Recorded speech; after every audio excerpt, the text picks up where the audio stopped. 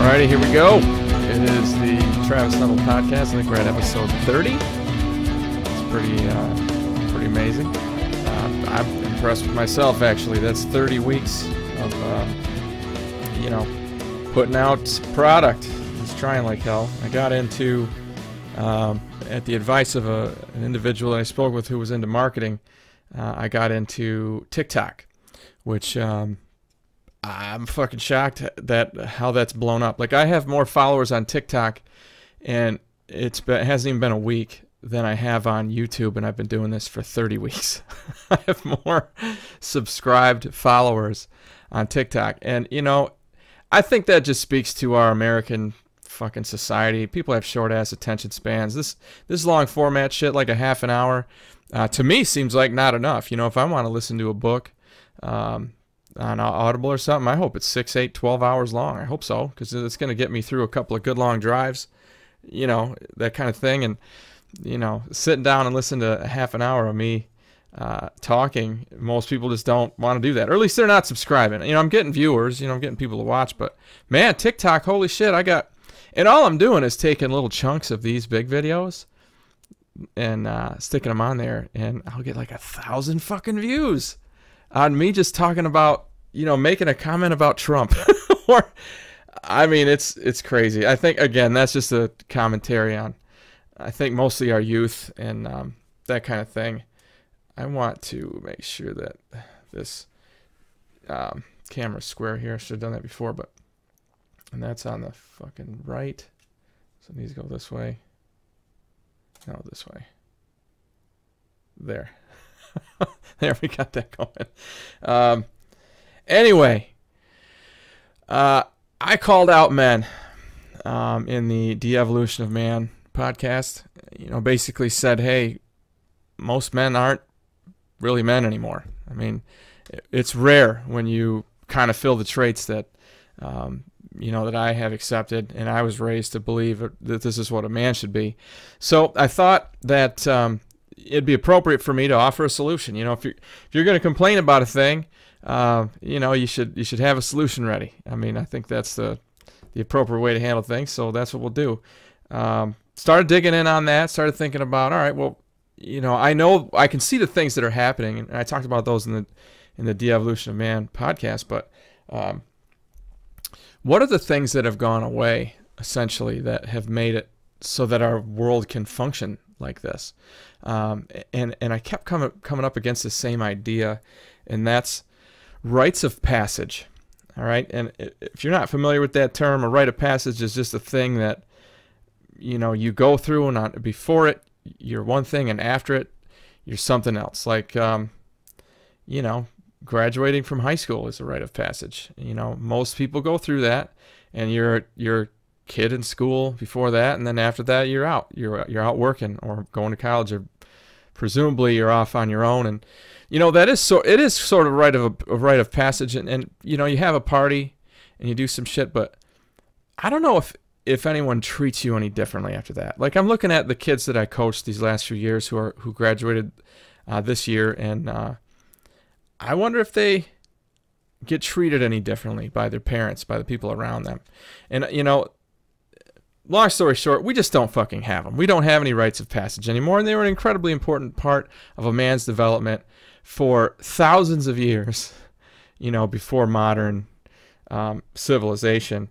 And I would say that as a result of that and lots of other things, instead of breeding cowards, we're breeding warriors. Instead of warriors, we're breeding worriers.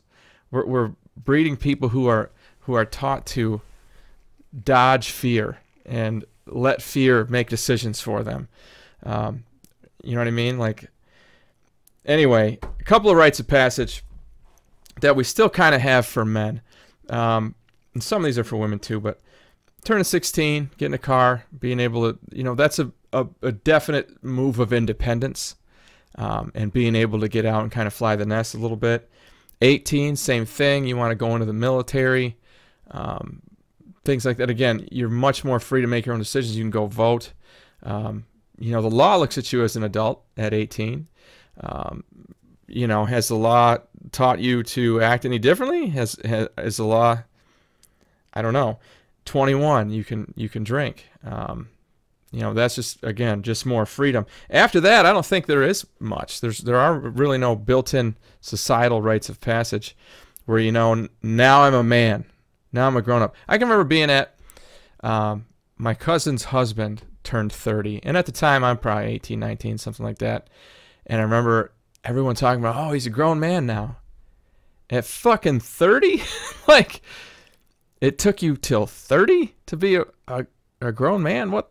That to me that struck me as odd. I'm like, fuck, I'm a grown man before that. At least I'm going to act like one. I want to be treated like one. I don't know. Another rite of passage that I thought of that a lot of men go through is the deer camp thing.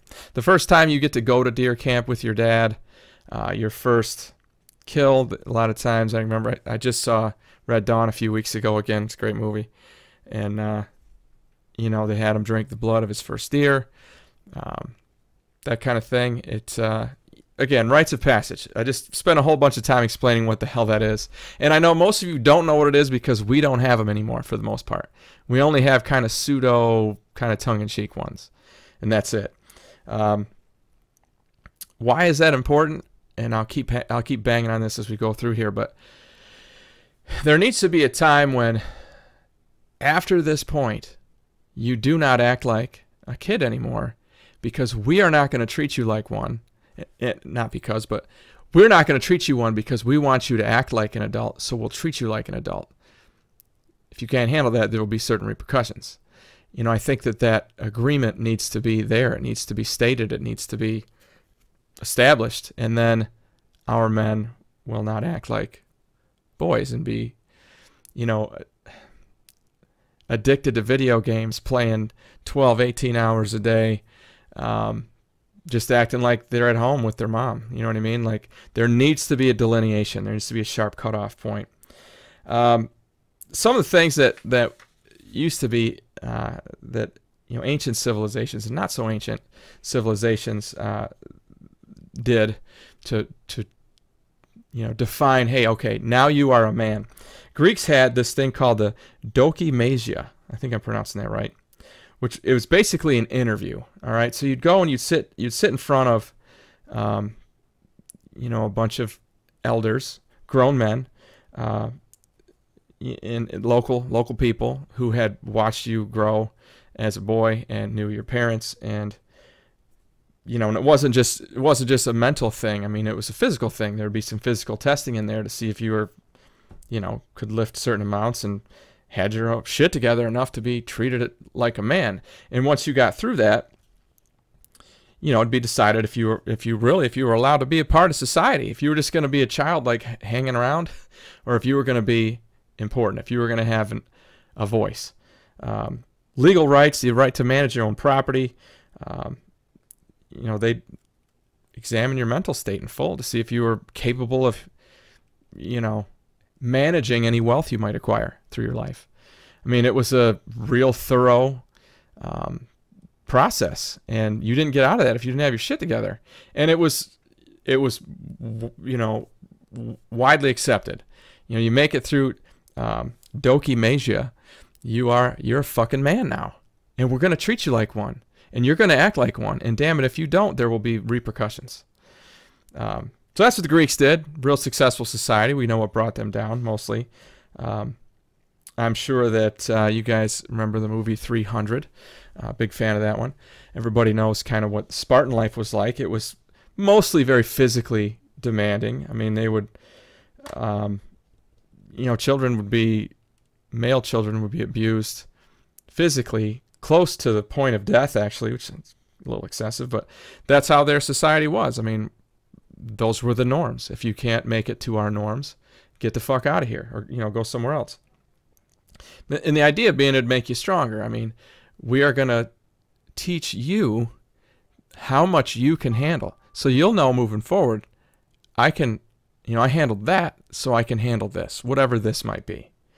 Send them into the wild for long periods of time, to survive on your own, and like fend off animals and try to find food. And, there was this thing called Cryptea, which is like this festival. It was an annual festival. And young Spartans you were forced to kill random slaves to prove your ability to kill fuckers, like to be a warrior. Again, fairly excessive, but the idea is, again, we are teaching you, young man, how much you are capable of, okay? And in that specific instance, the killing the slaves thing, that's the gift of violence, and I'll talk about that a little bit later. So those were the Spartans. Greeks had a thing. Spartans had a thing. Native Americans, too. They had. You guys have heard the term vision quest, I'm sure. It was fairly common. Peyote, saunas. They call it the longhouse. Like basically steaming. They'd send you out in the wilderness for 3 days, I guess, being secluded, find your own food. They would have you fast, not eat, and see if you would see different spirits. Same thing would happen when you were in the longhouse doing a steam or I forget, what do you fucking call it when Native Americans get in their sauna? There's a name for it. Just to see whatever it is. The idea being, you young man need to figure out your own mind. You need to learn some things about you, and we're going to help you. We're going to put you in a position to do that. Create some fucking toughness. Other ancient Indian civilizations, they had a little bit more hardcore shit. They'd make them take drugs to see that would lead to like massive memory loss. Like it would really fuck you up, I guess, like really bad. And the idea being that you would forget your childish ways. You would forget the selfishness that's kind of inborn in you as a child, and you would then learn just from men around you after that and learn how to be an adult. Tribal Kenyans, in fact, they've practiced rites of passage for eons. I don't know if you guys remember, Manute Bol was like the tallest guy ever in the NBA. Played for the Warriors back in the day, appropriately. I think it was the Warriors. Yeah, anyway, he was a Kenyan. And he, as a kid, had to go kill a fucking lion. Like with his bare hands. I don't know, maybe that was a rumor or whatever, but pretty standard shit. Kenyans, they've practiced that forever. When his kid was 14, now think about this. At 14, he gets circumcised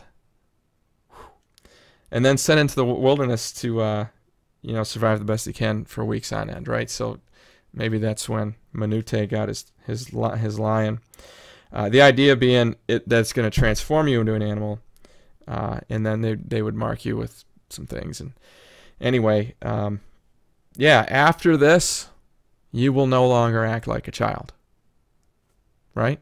Like this is a line, and once you cross it, there is no going back. All right.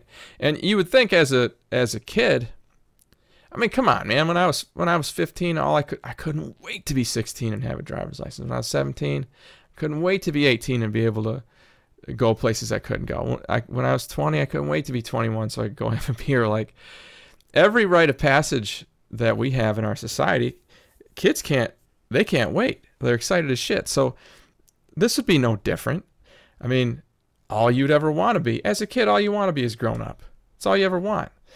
And and it's kind of sad that lots of adults, all they want to do is be kids again. So that's how they act. And I don't know. And again, I think it comes back to, I'm going to keep saying this over and over again, that if you don't treat them like adults, they won't fucking act like them. If you don't treat them like men, you're never going to be a man if you don't, if you can't act like one. I can remember being in college and coming back for the summer or at Christmas time and going to work, like, going to painting in these big commercial buildings and being around all these rough-edged blue-collar guys. It's a different world, and they are going to teach you their rules. And surviving in that area, even not to mention fitting in and getting along with these guys, not the easiest thing to do. I'll tell you, it's just two very different sets of normals, what you're going to experience in college and what you're going to experience at work. I mean, you're going to come out of those experiences two different men. Anyway, so what do we do? Like I said, I'm complaining we don't have any rites of passage. I'm telling you about how it used to be done in various cultures around the world. So what do we do? Well, I keep talking about this too. The most important thing is that once you reach a certain point, or shit, I don't know, if you're a parent, maybe you sort of start to transition them into your boys into manhood.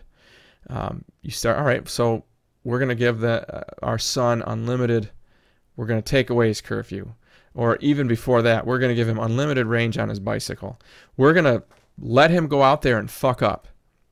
Well, we're going to let him go out there and maybe he'll fuck up, which in the end could be good, and I'll talk about that in a minute. But the most important thing, like I said, treat them like adults. When I was a high school teacher and when I was coaching, I got that comment from kids lots of times, mostly once they left. I'd get a message on Facebook, or I'd run into somebody. You know, you always treated us like men. You always looked us in the eye and shook our hands, asked our opinion about things. You treated us like adults. And fuck, they always acted like adults. I mean, I don't know. I don't remember consciously thinking that, but it just was easier. And now when I run into them, I don't have to act any differently. I can just be me, and just like I always was, and they can be them. And anyway, so that's the most important thing. Treat them like men, and then they will behave like men. And I got some other pieces to it. So the most important, I'm not going to say it's most important. So the first thing I want to talk about is to role model manhood. So you got an 8-year-old kid, you got a 5-year-old kid. He's watching you, Dad. He's watching how you act. You know what I mean? He's watching everything you do. If you are any good as a dad, you're his hero. So you have to be very conscious of how you act. And part of that is to role model manhood every day. All right? Stuff like priorities, right? When you get home from work, you kiss your wife, you go pick up your kid, you give him a hug, you let him know that you guys are the most important things to me. Now, as a kid, all he's going to feel is, oh, I'm the most important thing to my dad. But as he gets older, he's going to be like, you know what the most important thing to my dad was? It was his family. And then they'll go that route. You see what I mean? Like, that's how role modeling works. And they don't always, most of the time, they don't understand it when you're doing it. But when they get older and they start to look for routes through this path of life, that's what will come natural to them. Leadership is a big one. It's really complex. It's a complex topic, but know this. Be strong in your decision making. Hey, this is what we're going to do. You know, I mean, and the opposite can be true too. If it doesn't work, hey, that was on me. Leadership is being responsible, you know. Unselfishness. You know, your kid should see you providing for your family, helping others whenever you can, going over and helping out the neighbors. These are things that your kid should grow up seeing, because then when they're adults, that's what they'll do. That will be the natural, you know, transition for them. Discipline's a huge one. And I don't mean like cracking them with a fucking whip when they fuck up, although you should do that. We'll talk about that in a second, figuratively or literally, up to you. I mean stuff like getting up early. You know, you get up and you know that your son knows that you were out of the house, or your sons know that you were out of the house before they even got out of bed, and you do that every day. That's discipline. That discipline, in my mind, if I boil that down, if I salt that down, it's doing shit you don't want to do that you have to do. That's what discipline is. Or doing shit you don't want to do that you know is going to help you in some way. Right? Can you role model that? Of course you can. Completing tasks, and, you know, not leaving projects unfinished. You know, I got a buddy. His dad always had 6 or 7 projects going, and none of them ever got done. I don't know how in the fuck you could handle that. Like, I mean, like, the only time I have a project that's not done in my garage is because I'm waiting on parts. You know what I mean? Like, I just, you know, fucking get shit done. I think that's mentally healthy. You know, finish a thing, move on to the next. Working out is a great way to that you can role model discipline. I don't care who you are. I mean, if you're just going for a casual bike ride or a stroll, yeah, that's enjoyable, but it's not working out, okay? Working out is running hard, lifting hard, playing basketball, you know, I don't know, swimming, shit like that, that it's challenging. You are pushing yourself and you are exhausted when you're done. It's not comfortable and it isn't fun. It's great to have, but you feel awesome when it's over with. You know, that you're also showing delayed gratification here, right? Like, I know I'm willing to suffer today so that I'm better tomorrow. And then consistency. I think this is the biggest part of how to role model manhood. Just do the same shit every day.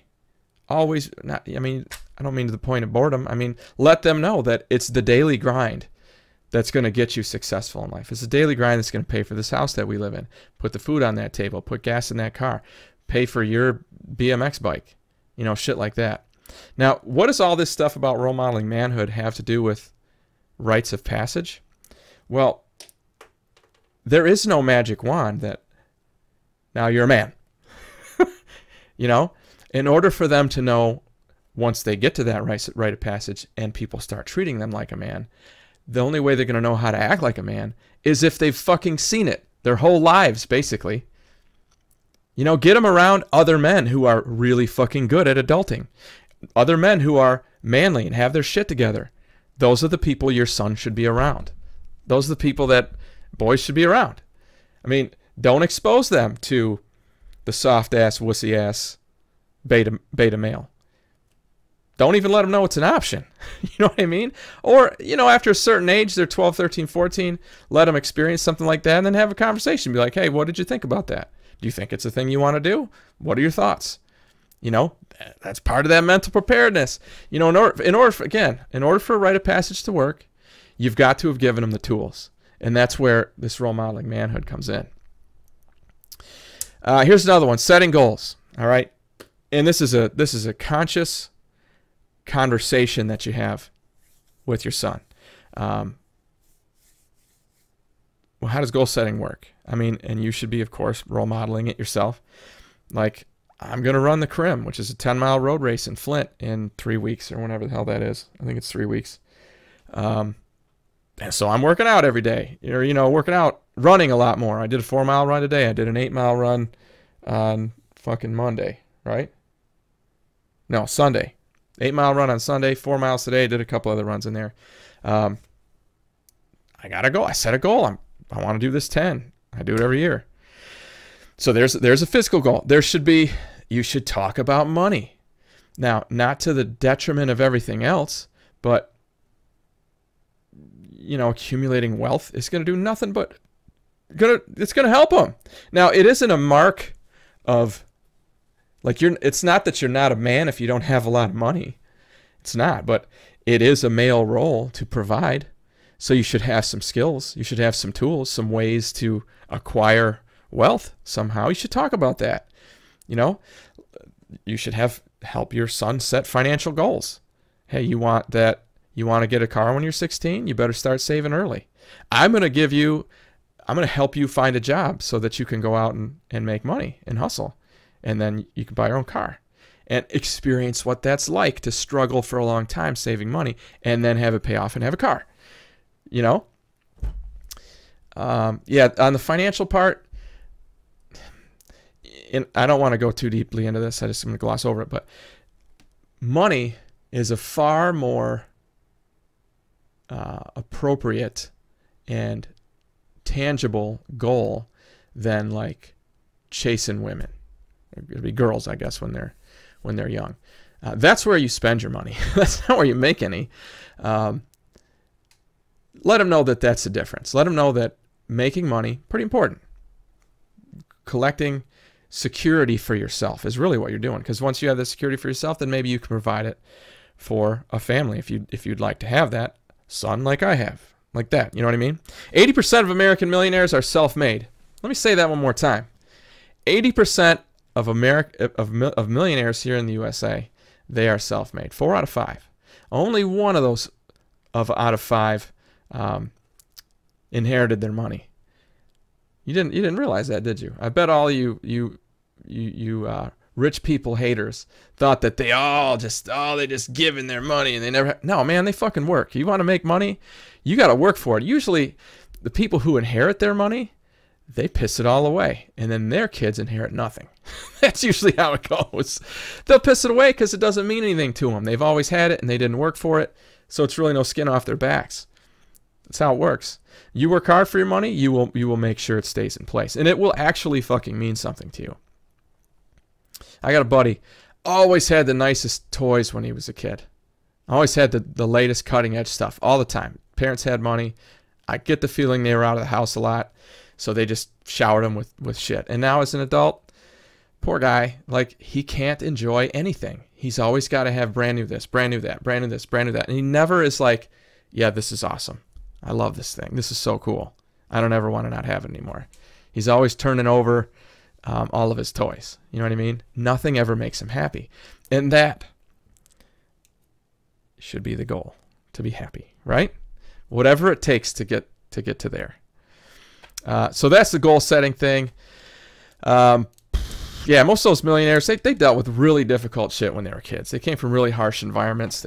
That's people love that story. People who came up from the toughest, worst situations. Like, I think about David Goggins. Read his book, Can't Hurt Me. I recommend it. You should go check it out.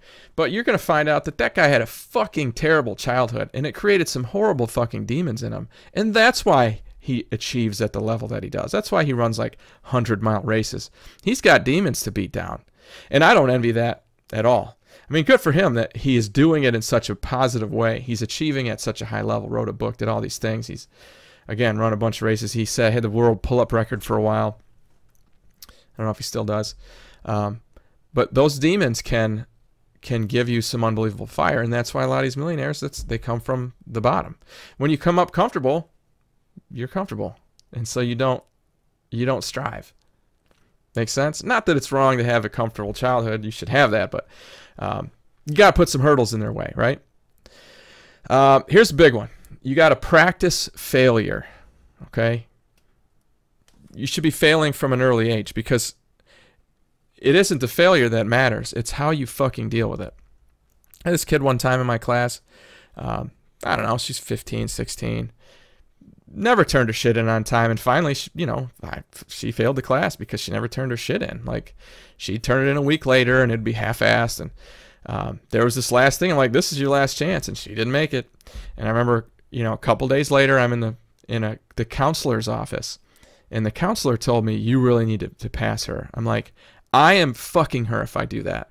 I am teaching her that it's okay to be lazy as shit, and the world will, and people will take care of it for you. That's what I'm teaching this kid. And I won't do it. I won't do it because I'm teaching her something that I don't fucking believe in. It's going to make her worse. Her failing now is the best fucking thing that could possibly happen. And that counselor said to me, well, she's not going to learn that. She's just going to learn that you're an asshole. I'm like, bitch. And I thought to myself, no, that's just what you think, Anyway, that's just like your opinion, man.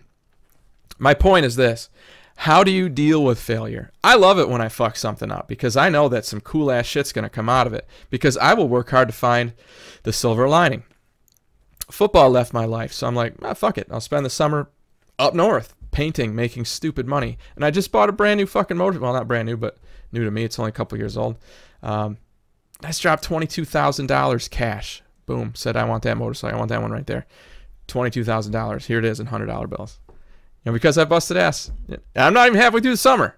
You know what I mean? So failure, what are you going to do with it? How are you going to react to it? I got in the habit a long time ago because I fuck up so often of turning it into something positive. Find something great. Do something cool. You know what I mean? You are not your failure. You're not. Who you are is how you react to it.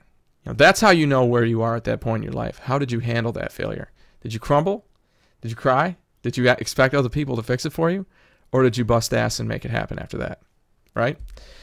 Yeah, failure, dealing with adversity is a habit. Give them that. I mean, you can't do it all the time. There's got to be a balance, right? So Jordan Peterson talks about how you got to have one foot firmly planted in comfort, in places where you know your life is predictable and you got to groove down and you know it, you understand it. And then you should also have one foot planted in what he calls chaos, where I don't know what's going on. I'm not quite sure. This is tough, because that's where you grow. That's where you get better. So you got to do that with boys too. They got to experience all that shit. So yeah, practice failure. I think as a society, mostly you guys are all helicopter parents. You're just like trying to, prepare the road for the kid instead of preparing the boy for the road. You know what I mean? You can't fix the fucking ocean. All you can do is make sure your boat's real strong. You know what I'm saying? Also a Jordan Peterson thing. Physical hardship. Give them this as often as you can. And again, without overwhelming. Physically challenging work. When I was a kid, we fucking did hay. Throwing hay bales up into the wagon and then throwing them onto the belt and then stacking them in the fucking hay mow. It'd be 90 degrees outside. It'd be 120 up in the hay mow.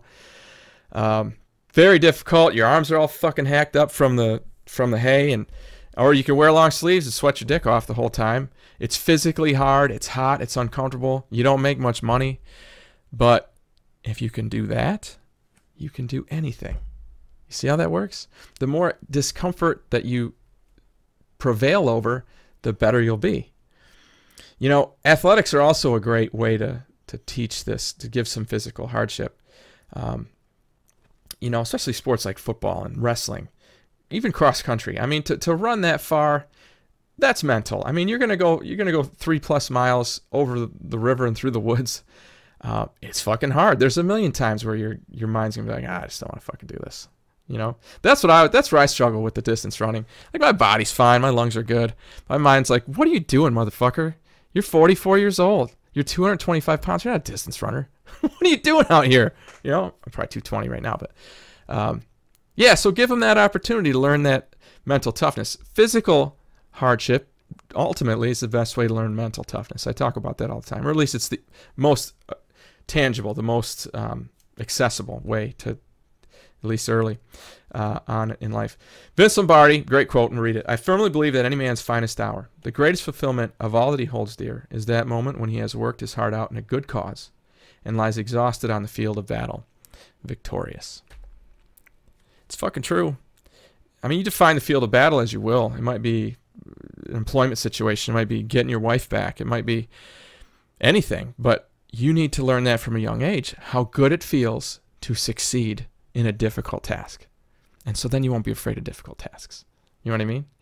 That's the idea. You got to beat fear. And finally, used to talk about this with my football kids, but boys need to understand that they have a gift of violence within them. Yes, and it isn't that, it's not the idea that we should all be incredibly violent as we can be whenever we can be violent. It's more that you should know that you have this in you. You should know that what it's like when you feel it. You should know where it's appropriate to use it and where it's not. You should know how to call on it if you need it. You should know how to repress it if you don't need it. And you should also know, and this is the most important thing, you having this gift of violence, it doesn't make you a bad person. It is not abnormal. It is not unusual. You've got to have a way to bleed it off. You need to know that, fuck it, all of us, we're all descended from winners. 200 years ago and before that, people had physical, violent conflicts regularly. And losing one of those could mean you died, or you didn't eat, or you didn't reproduce. So the losers didn't fucking make it, all right? Only the winner. That's who you came from. You came from the winners, all right? But you need to know what it is and have ways to get it out of you. If you have a boy, get him into some sort of martial sport, a physical sport.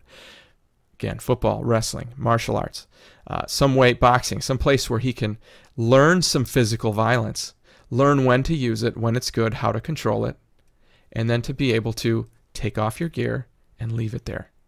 Okay? That becomes a lifetime habit. I still hit the heavy bag. I still do violent things to make sure I bleed that off of me so it won't pop out the next time I have road rage. You gotta get it out. That's a difference between men and women, a hard difference. Men have this gift of violence, women do not. Women have the gift of nurturing. Men usually don't have that. So that's a thing. And so these are all ways that we can prepare boys to be men.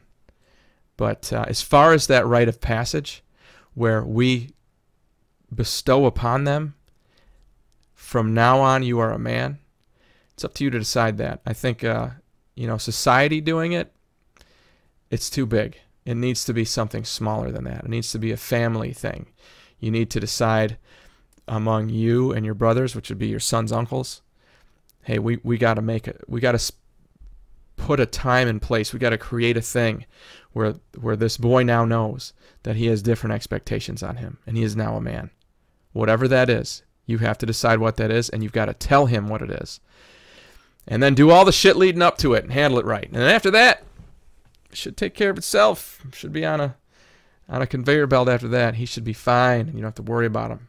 You taught him the right shit, and he's going to be a successful man doing things right.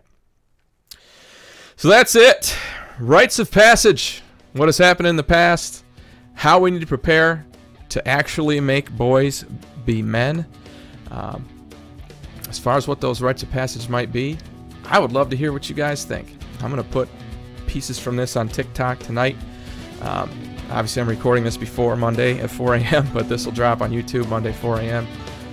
I'm Travis Neville. This is the Travis Neville Podcast. I wrote this book over here called The Jossman Method. You can get it on Amazon. You can get it on Audible. You can get it on my publisher's website, which is Atlantic. It's Atlantic. It's in Florida. And I hope today's episode in some way helped you to get your shit together. Have a great week.